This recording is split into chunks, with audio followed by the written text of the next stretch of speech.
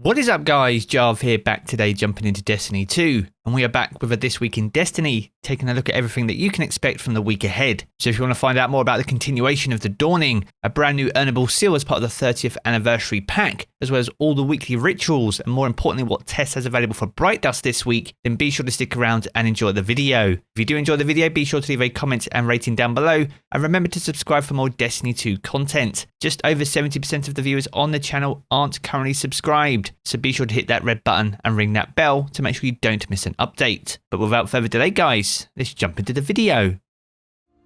Now this week's episode is brought to us by our official channel partner, and that is Apex Gaming PCs. Building your own PC can be a daunting task and a very expensive one, but Apex Gaming PCs makes it an absolute breeze. Not only can you build your own, we also have our own range of Jarv PCs that you can choose from, and further still you can even customize these to your exact requirements. It helps you push your budget a bit further, and right now running until the 31st of January you can get a whole 10% off your build at Apex Gaming PCs by using code Jarv at checkout. So if you want to stretch your money a bit further and get an absolutely top tier PC build, then make sure to check out Apex Gaming PCs. All their details are down in the video description below. Now jumping back into This Week in Destiny, this is now week 18 of season 15, and we get the continuation of the Dawning 2021. So whether you're baking cookies and treats for any of the NPCs in the Destiny universe, or just farming out the 4 incredible weapons that they've returned this year with some amazing new perks, then you have 2 more weeks left to get your hands on those incredible rolls. Now jumping into the 30th anniversary pack, if you've been completing all the triumphs for the Vidmaster seal, then this will become obtainable upon this week's weekly reset. It'll be our first opportunity to get the Minotaurs as part of the Wheel of Adversity challenge over in the Dares of Eternity on their Legend difficulty. By completing that along with all the other triumphs for this seal, you'll be able to get your hands on the new Vidmaster seal, which is exclusive to the 30th anniversary pack. Now by completing this final triumph as part of the Vidmaster seal, you'll also be able to get your hands on the Joyful Burst exotic emote. You can pick this up from Xur over in Xur's treasure hoard over in Eternity. And alongside this, if you can complete all the triumphs and earn the seal itself, you'll also be able to pick up the Thy Fearful Symmetry, a universal ornament exclusive to the 30th anniversary pack. So as well as the awesome seal itself that you can equip, you'll be able to show off to your friends with this awesome universal ornament. Now moving on to the weekly rituals for this week, we have a new Vault of Glass challenge. It comes in the form of the Templar challenge, which is called Out of Its Way. Alongside this you'll get access to a new time loss weapon, as well as an extra Vault of Glass raid chest. Now to complete this challenge you simply need to not let Templar teleport throughout the entire encounter, and if you can successfully complete this, you'll be able to get your hands on the Fatebringer time loss weapon. Now the Fatebringer is one of the best hand cannons inside Destiny 2,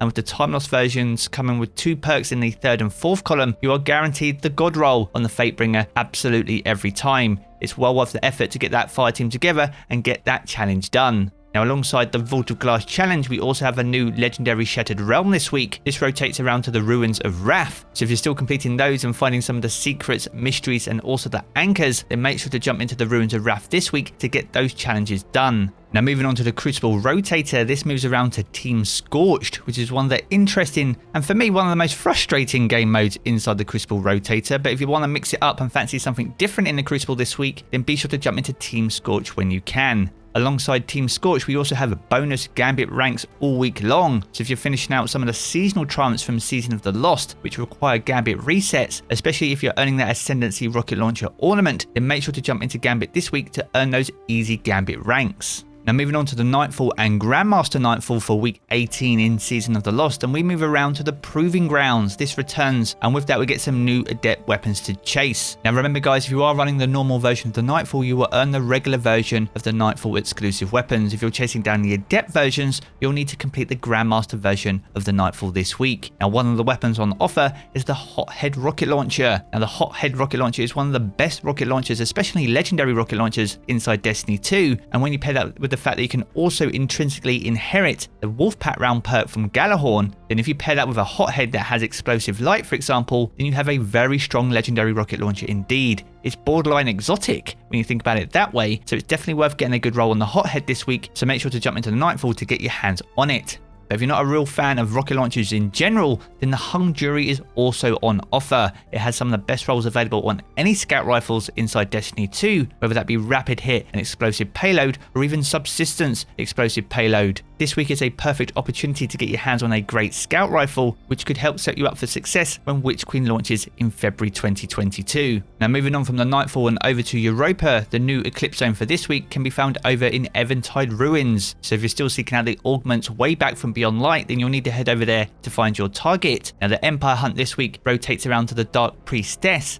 Remember, you do need to fully upgrade Variks over on Europa as well to ensure this is a pinnacle reward. It's well worth the effort for those easy, powerful drops. The same can be said for the Exo Challenge, which is Simulation Survival this week. The fully upgraded Sabotage quests over at Variks will ensure this is also a pinnacle reward for you. It's well worth the effort, as I said, for those easy pinnacle drops. Now moving over to the Lost Sectors, and these apply for Tuesday the 21st of December only, and both of the Lost Sectors can be found over on Europa as well. Now the Legend Lost Sector can be found over at the Bunker E15, and this will be offering exotic gauntlets. So if you're chasing down some of the newer gauntlets that were introduced with Beyond Light or better rolls on them, then head over there to get your chance. But if you're seeking out exotic boots instead, then the Master Lost Sector can be found over in the Concealed Void. This Lost Sector offers Arc, Solar and Void shields, so make sure to adjust your setup accordingly before jumping into the Concealed Void upon this week's weekly reset. Now with all the weekly rituals out of the way, it's time for the most important part of the week, and that's what Tess has available for Bright Dust in week 18 of Season of the Lost. Now in the main featured Bright Dust store, we have the Ugg Spun Exotic Ghost Shell. This is a brand new one that was introduced this season, I believe. It was available in week 2 for Silver, but you can pick it up this week for Bright Dust and it will set you back 2,850.